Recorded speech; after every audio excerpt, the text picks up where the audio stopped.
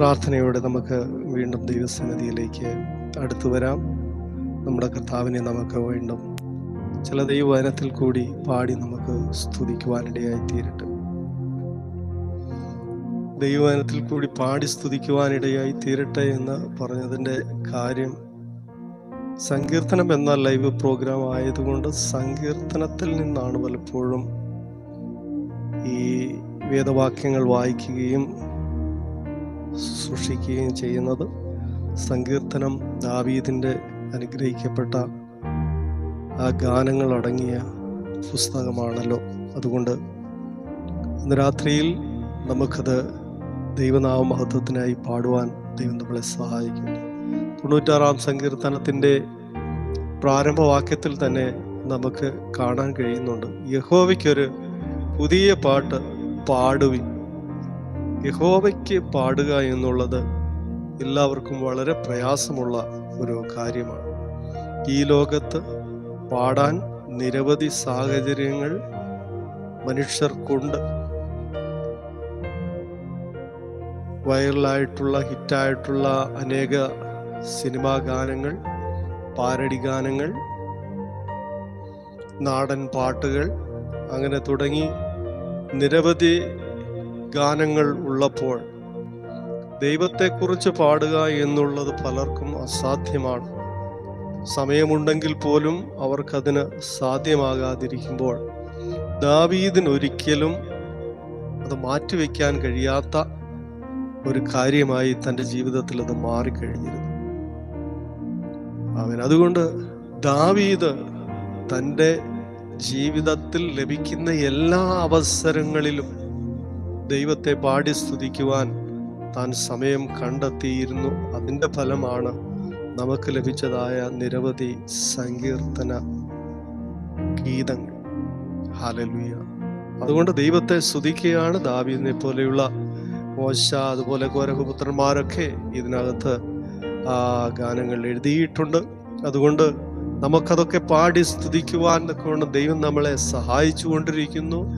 സന്ദർഭങ്ങൾ ഒരിക്കലും നമ്മൾ നഷ്ടമാക്കി കളയാറില്ല. സങ്കീർത്തനം വായിക്കുവാനും പ്രബോധിപ്പിക്കുവാനും ഒക്കെ ഉള്ളതായ സാഹചര്യങ്ങൾ നമ്മൾ നഷ്ടമാക്കി കളയാതെ ദൈവത്തെ പാടി സ്തുതിക്കുവാൻ താല്പര്യമുള്ളവരാണ് ദൈവമക്കൾ. ഇവിടെ പറയുകയാണ്, യഹോവയ്ക്ക് ഒരു പുതിയ പാട്ട് പാടുവിൻ. പുതിയ പാട്ടുകളെക്കുറിച്ചും പഴയ പാട്ടുകളെക്കുറിച്ചൊക്കെ ഒരുപാട് വിവാദങ്ങൾ നിലനിൽക്കുന്ന ഒരു സമയമാണല്ലോ. അതുകൊണ്ട് അതിനെക്കുറിച്ചൊന്നും പറയുവാൻ താല്പര്യപ്പെടുന്നില്ല. യഹോവയ്ക്ക് ഒരു പുതിയ പാട്ട് പാടുവിൻ എന്ന് പഴയ നിയമത്തിൽ ദാവീദ് ഇങ്ങനെ പറയുമ്പോൾ, പുതിയ നിയമത്തിൽ നമുക്ക് കാണാൻ കഴിയുന്നുണ്ട്, കർത്താവ് നമ്മളെ കൈപിടിച്ചുയർത്തി ക്രിസ്തുവാകുന്ന പാറമേൽ നിർത്തി ഒരു പുതിയ പാട്ടും നമ്മുടെ നാവിന്മേൽ തന്നിരിക്കുന്നു. അത് കർത്താവിന് സ്തുതി പാടുക എന്നുള്ളതാണ്. അത് നമ്മുടെ നാവിൽ വരുന്ന ഏത് രീതിയിൽ വേണമെങ്കിലും കർത്താവിനെ പാടി സ്തുതിക്കുവാൻ ദൈവം നമുക്ക് അവസരം തരുന്നുണ്ട്. അന്യഭാഷയിൽ ദൈവത്തെ പാടി സ്തുതിക്കുന്നവരുണ്ട്. വിവിധ ട്യൂണുകളിൽ, ഈണങ്ങളിൽ, സ്വരങ്ങളിൽ, താളങ്ങളിൽ ഒക്കെ അത് പാടി ദൈവത്തെ സ്തുതിക്കുന്നതായി നമുക്ക് കാണാൻ കഴിയുന്നുണ്ട്. തീർച്ചയായും പാടണം. കർത്താവിനെ സാഹചര്യങ്ങൾക്കനുസരിച്ച്, സൗകര്യങ്ങൾക്കനുസരിച്ച് പാടി സ്തുതിക്കുവാൻ ദൈവം നമ്മുടെ ജീവിതത്തിൽ ഇടയാക്കി തീർക്കട്ടെ. ഏകദേശം ഒരു 3 വർഷത്തിന് മേലായിട്ടുണ്ട് സങ്കീർത്തനം എന്ന് പറയുന്നതായി പ്രോഗ്രാം ഞങ്ങൾ ലൈവിൽ ചെയ്യുന്നു. ഫേസ്ബുക്കിലായിരുന്നു പ്രാരംഭ നാളുകളിൽ അത് ചെയ്തിരുന്നത്. അവിടെയും ചില ടെക്നിക്കലായിട്ടുള്ള പ്രോബ്ലംസ് ഉള്ളത് കൊണ്ട് യൂട്യൂബിലേക്ക് ഞങ്ങൾ മാറുകയാണ് ചെയ്തത്. തീർച്ചയായിട്ടും വിവിധ മാധ്യമങ്ങളിൽ കൂടി ഏകദേശം 3-3.5 വർഷക്കാലമായി കർത്താവിൻ്റെ നാമത്തെ പാടുവാൻ തക്കവണ്ണം ദൈവം സഹായിച്ചിട്ടുണ്ട്. പാടിയ പാട്ടുകൾ വീണ്ടും വീണ്ടും ആണെങ്കിൽ പോലും ആയിരക്കണക്കിന് പ്രാവശ്യം അത് പാടി കർത്താവിനെ സ്തുതിക്കുവാനിടയായി തീർന്നിട്ടുണ്ട്. ഒരു ദിവസം പ്രോഗ്രാം നടത്തി നിർത്തുവാൻ ആഗ്രഹിച്ചവരാണ് ഞങ്ങൾ. എന്നാൽ അതിനുള്ളതായ അവസരങ്ങൾ മുമ്പിൽ തെളിഞ്ഞു വന്നപ്പോൾ ഇന്നുവരെയും അത് മുടക്കം കൂടാതെ, ഇടയ്ക്ക് ചില പ്രത്യേക സാഹചര്യത്തിൽ അത് ഒഴിച്ച് ബാക്കി എല്ലാ സമയങ്ങളിലും ഏകദേശം 9:30 മുതൽ 10:30 വരെ സങ്കീർത്തനം എന്ന ഈ പ്രോഗ്രാം ഇവിടെ നടത്തുവാൻ ദൈവം ഞങ്ങളെ സഹായിച്ചു കൊണ്ടിരിക്കുന്നു. പാട്ടുകാരൻ പാടിയതുപോലെ ജീവൻ പോവോളം കർത്താവിനെ പാടി സ്തുതിക്കുവാനാണ് താല്പര്യം. അതിനുള്ളതായ അവസരങ്ങൾ ദൈവം ഒരുക്കി തരുന്നു.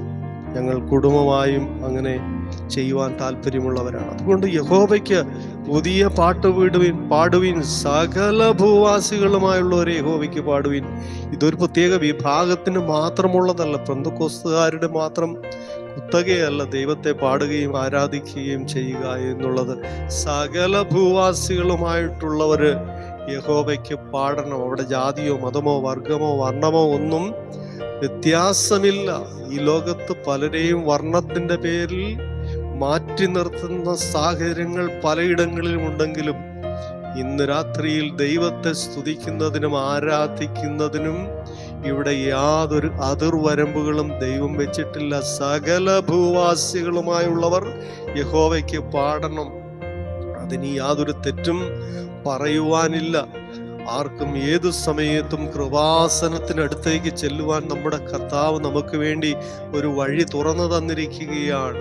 കർത്താവ് പറഞ്ഞു, ഞാൻ തന്നെ ആ വഴിയും സത്യവും ജീവനും, എന്നിൽ കൂടി നിങ്ങൾക്ക് ജീവിക്കുവാൻ താല്പര്യമുണ്ടെങ്കിൽ തീർച്ചയായും നിങ്ങൾക്ക് വേണ്ടി ഒരുക്കിയിരിക്കുന്നതായ ആ വഴി നിങ്ങൾക്ക് സ്വീകരിക്കാം. കർത്താവിനെ പാടി നിങ്ങൾക്ക് സ്തുതിക്കാം. യഹോവയ്ക്ക് പാടി അവന്റെ നാമത്തെ വാഴ്ത്തുക. അതാണ് ഇതിനകത്തെ മെയിൻ ഉദ്ദേശം എന്നുള്ളത്. യഹോവ പരിശുദ്ധൻ പരിശുദ്ധൻ എന്ന് പറഞ്ഞുകൊണ്ട് സ്വർഗത്തിലെ ദൂതന്മാർ 24 മണിക്കൂറും സമയഭേദമന്യേ സ്ഥലഭേദമന്യേ എല്ലാവരും കർത്താവിനെ, എല്ലാ ദൂതന്മാരും കർത്താവിനെ യഹോവ പരിശുദ്ധൻ പരിശുദ്ധൻ പരിശുദ്ധൻ എന്ന് പറഞ്ഞുകൊണ്ട് ആർത്ത് ദൈവത്തെ സ്തുതിച്ചുകൊണ്ടിരിക്കുകയാണ്.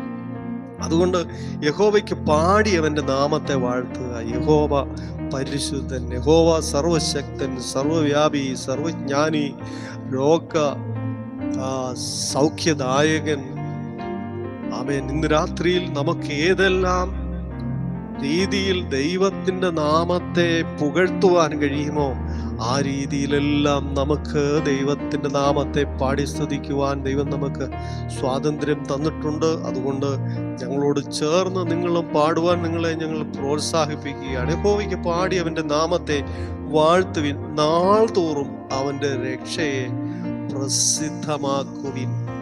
അപ്പൊ ദൈവത്തിന്റെ നാമത്തെ സ്തുതിക്കുകയും പാടുകയും ചെയ്യുന്നതിന്റെ ഉദ്ദേശ ശുദ്ധിയെ കുറിച്ച് ഇവിടെ ദൈവം പറയുന്നുണ്ട്.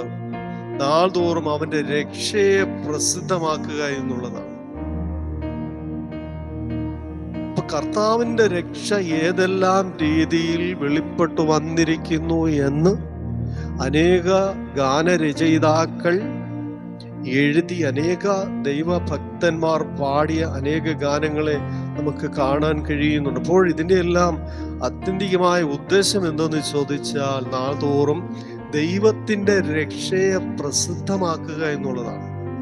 കർത്താവ് ശിഷ്യന്മാർക്ക് ആജ്ഞ കൊടുക്കുമ്പോൾ നിങ്ങൾ ഭൂലോകത്തിലൊക്കെയും പോയി സകല സൃഷ്ടികളോടും സുവിശേഷം പറയണം, ഞാനോ നിങ്ങളോട് കൽപ്പിച്ചതൊക്കെയും പ്രമാണിപ്പാൻ തക്കവണ്ണം ഉപദേശിച്ചുകൊണ്ട് സകല ജാതികളെയും ശിഷ്യരാക്കിക്കൊള്ളണം. ഇവിടെ ജാതിയോ മതമോ വർഗമോ വർണ്ണമോ ഒന്നുമില്ല. ദൈവത്തിന്റെ നാമം മഹത്വപ്പെടണം, ദൈവികമായ രക്ഷയെ പ്രസിദ്ധമാക്കണം. അതാണ് ഇവിടെ ഉദ്ദേശിക്കുന്നത്. അതുകൊണ്ട് ഈ ലോകത്ത് ഏറ്റവും കൂടുതൽ ഗാനങ്ങൾ പാടിയിട്ടുള്ളത് കർത്താവിനെ കുറിച്ചാകുന്നു. ഏറ്റവും കൂടുതൽ രചയിതാക്കൾ എഴുതിയിട്ടുള്ളത് യേശുവിനെ കുറിച്ചാകുന്നു. ഏറ്റവും കൂടുതൽ പാടിയിട്ടുള്ളതും കർത്താവായ യേശു ക്രിസ്തുവിനെ കുറിച്ചാകുന്നു. അതുകൊണ്ട് ഈ ദിവസങ്ങളിൽ ഗാനങ്ങൾക്ക് വലിയ പ്രാധാന്യം വേദപുസ്തകം നൽകുന്നുണ്ട്. പാടുവാൻ നമ്മളെ ദൈവം പ്രോത്സാഹിപ്പിക്കുന്നുണ്ട്. അതിൻ്റെ എല്ലാം ഉദ്ദേശ ശുദ്ധി എന്ന് പറയുന്നത് ദൈവത്തിന്റെ രക്ഷയെ പ്രസിദ്ധമാക്കുക എന്നുള്ളതാണ്. അടുത്ത വാക്യത്തിൽ പറയുന്നത് ജാതികളുടെ ഇടയിൽ അവന്റെ മഹത്വവും സകല വംശങ്ങളുടെ ഇടയിൽ അവന്റെ അത്ഭുതങ്ങളും വിവരിപ്പീൻ.